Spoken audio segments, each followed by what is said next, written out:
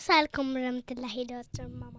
وعلیکم السلام ورحمۃ اللہ دوست اور Shahnawaz. Welcome to our channel, Bisha. Today we are going to read you a story. Hamara Aka.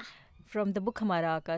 دوستو جیسا کہ آپ جانتے ہیں کہ ہم نے یہ کتاب ہمارا آقا شروع کی ہوئی ہے، اور شاہنواز آج اس میں سے ماما آپ کو جو اور ہمارے پیارے دوستوں کو جو پارٹ پڑھ کے سنائیں گی اس کا ٹائٹل ہے بیاہ. بیاہ کیا ہوتا ہے؟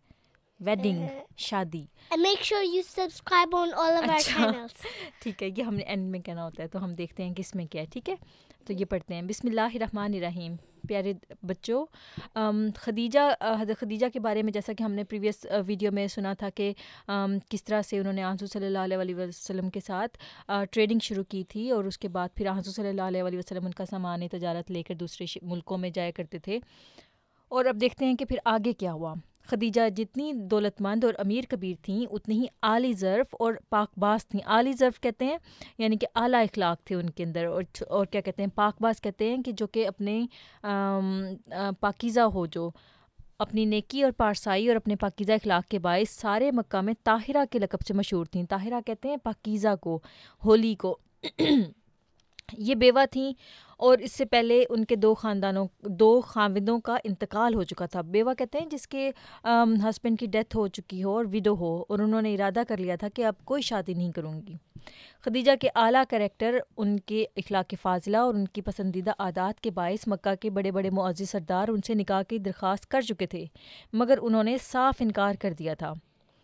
لیکن نوجوان محمد صلی اللہ علیہ وسلم کی لیاقت، آپ صلی اللہ علیہ وسلم کی شرافت اور آپ صلی اللہ علیہ وسلم کے اخلاق حسنہ کو دیکھ کر اور اپنے غلام میسرہ سے آپ صلی اللہ علیہ وسلم کی تعریف سن کر انہوں نے خود آپ صلی اللہ علیہ وسلم سے نکاح کی درخواست کی. نکاح کہتے ہیں شادی کی، اور اس غرض کے لیے اپنی سب سے قابل اعتماد لونڈی کو، جس کا نام نفیسہ تھا، آپ صلی اللہ علیہ وسلم کی خدمت میں بھیجا. اب ہوا یوں کہ شاہنواز حضرت صلی اللہ علیہ وسلم کی خدمت میں حضرت خدیجہ نے خود ان کو میرج پرپوزل دیا، یعنی کہ انہوں نے ان سے کہا کہ آپ مجھ سے شادی کر لیں. نفیسہ جو کہ ان کی لونڈی تھیں یعنی کہ سرونٹ تھیں، باتوں میں آپ صلی اللہ علیہ وسلم سے کہنے لگی کہ میاں جتنی عمر آپ صلی اللہ علیہ وسلم کی، اس عمر میں تو لوگ کئی بچوں کے باپ ہو جاتے ہیں، مگر آپ صلی اللہ علیہ وسلم نے اب تک شادی بھی نہیں کروائی. شادی کے متعلق آپ کا کیا ارادہ ہے؟ نوجوان نے جواب دیا، بات یہ ہے کہ میں غریب آدمی ہوں اور میری آمدنی قلیل ہے. ظاہر ہے اس حالت میں کون مجھے اپنی بیٹی دے گا، اور پھر یہ بھی ہے کہ اگر میں نکاح کر لوں تو بیوی کے اخراجات کہاں سے پورے کروں، جبکہ میرے اکیلے کا خرچ مشکل سے پورا ہوتا ہے.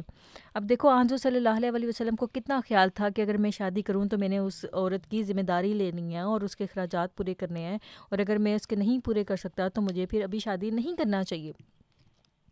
تو وہ جو لونڈی تھی نفیسہ، اس نے جواب دیا، واہ یہ بھی کوئی عذر ہے، آپ کسی دولت مند عورت سے شادی کر لیں. تو اس نے کہا کہ آپ اگر غریب ہیں تو آپ کسی رچ لیڈی سے شادی کر لیں، اس کا آپ پر کوئی بار نہیں پڑے گا، یعنی کہ بوجھ نہیں آئے گا.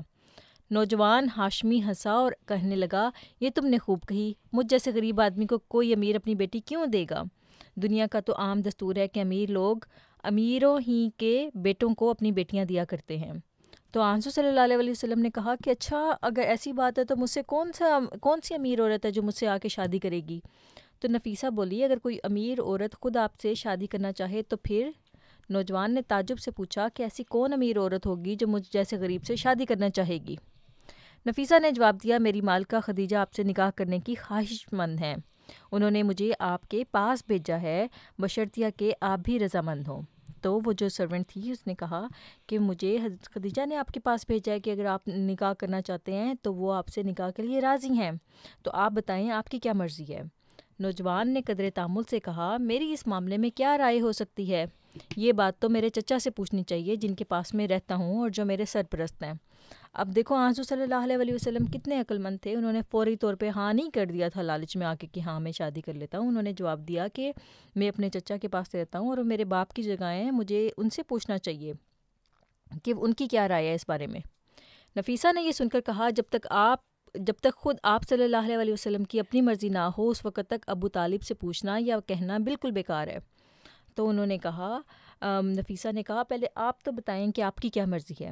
تو نوجوان نے کہا، نہیں یہ بات نہیں، اگر چچا کو یہ رشتہ منظور ہو تو پھر مجھے انکار نہیں ہوگا.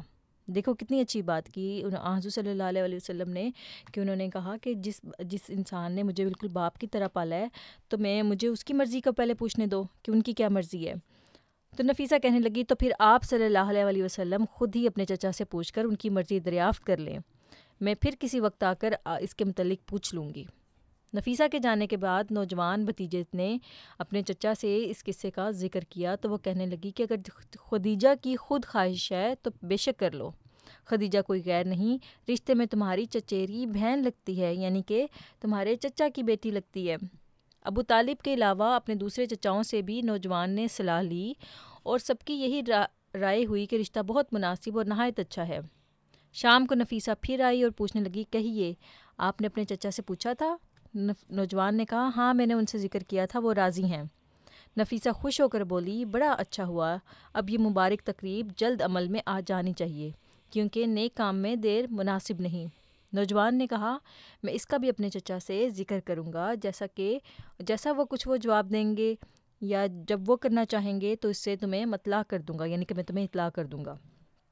تھوڑے دنوں کے بعد سارے معاملات طے ہو گئے۔ معاملات کہتے ہیں ساری جو بھی ان کی میٹنگز ہوئی تھیں اور شادی کس طرح سے کرنی تھی، وہ ساری چیزیں انہوں نے آپس میں طے کیں، اور محمد صلی اللہ علیہ وسلم اپنے چچا کہتے ہیں انکلز اور اکابرین قریش کے ساتھ خدیجہ رضی اللہ تعالیٰ عنہ کے مکان پر تشریف لے گئے۔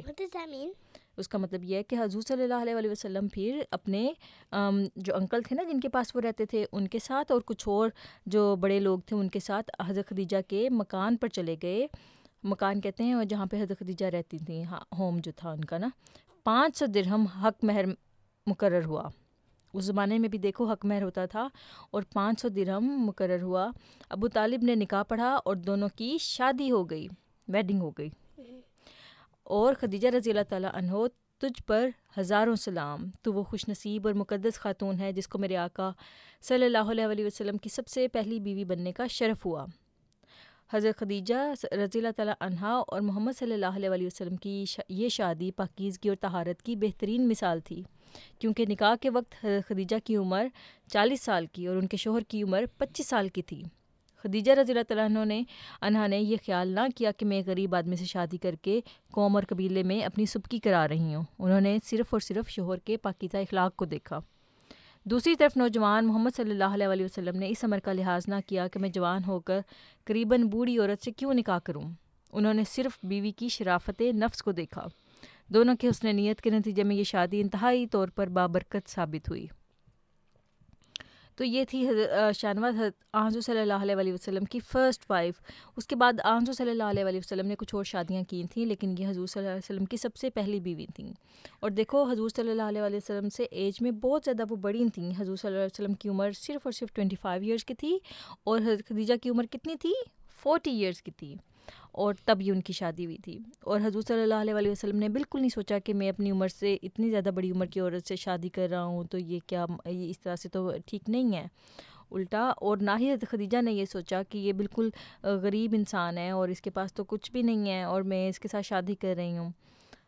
تو یہ تھی پہلی جو حضور صلی اللہ علیہ وسلم کی شادی۔ اس کے بعد ہم آنے والی ویڈیو میں اسی واقعے کو کنٹینیو کریں گے کہ اس کے بعد پھر کیا ہوا اور حضور صلی اللہ علیہ وسلم کے ساتھ خدیجہ کا کیسا سلوک رہا اور انہوں نے کس قسم کی مشکلات کاٹیں۔ ٹھیک ہے شاہنواز کو اچھی لگا آج کا واقعہ؟